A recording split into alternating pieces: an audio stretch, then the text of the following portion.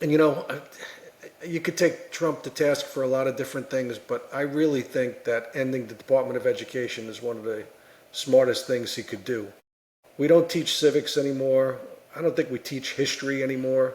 So those are the things that you really have a foundation on when you support your country, when you look at your country, what they're doing right and wrong. And it's ever since the Department of Education came in, you know, top down. Well, the irony of it is he's not ending the Department of Education. He's ending the Give it to the federal states. Department of Education.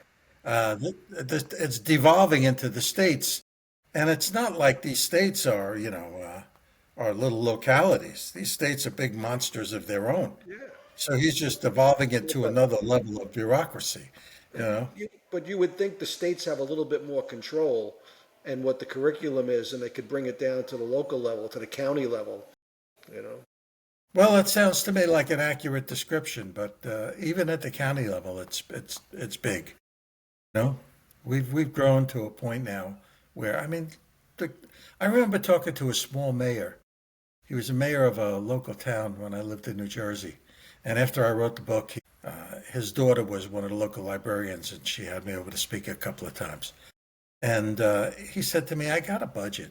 And this is a different topic, but he said to me, "I'm a small town." He said he had a small budget. His budget was like I don't know, thirty million dollars maybe.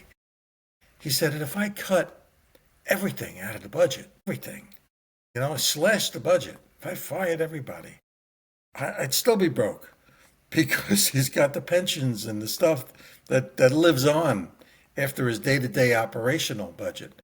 So we're in such a state, financially that it's going to take a lot to turn this around. And people think that Trump's efforts are so drastic, um, but it takes at least that to move us slightly off the dime.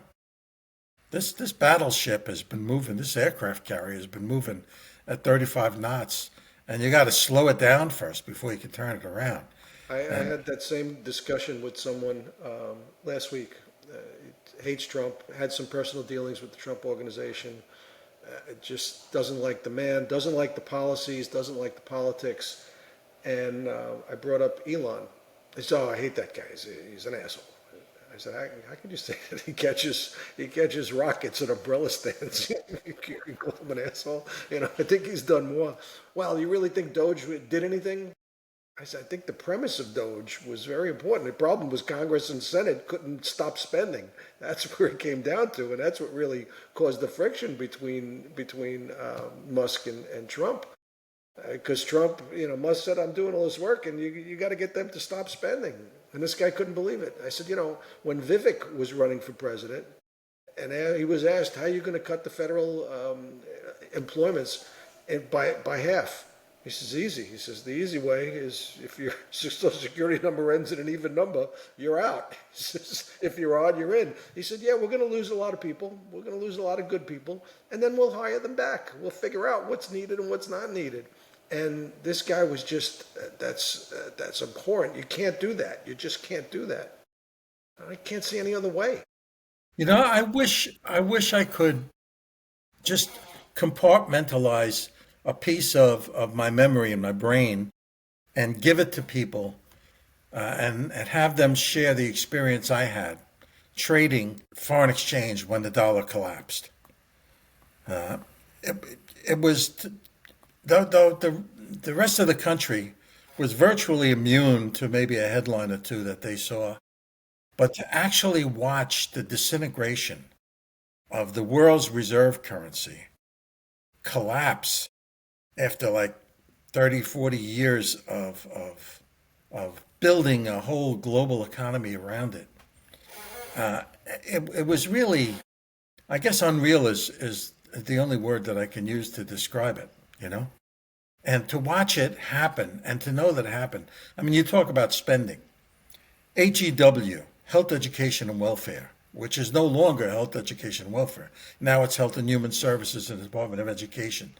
And they're both enormous.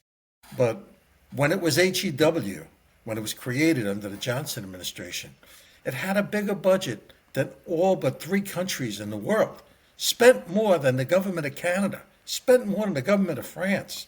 You know, and it's unfathomable to think about the size of these organizations and how much they spend.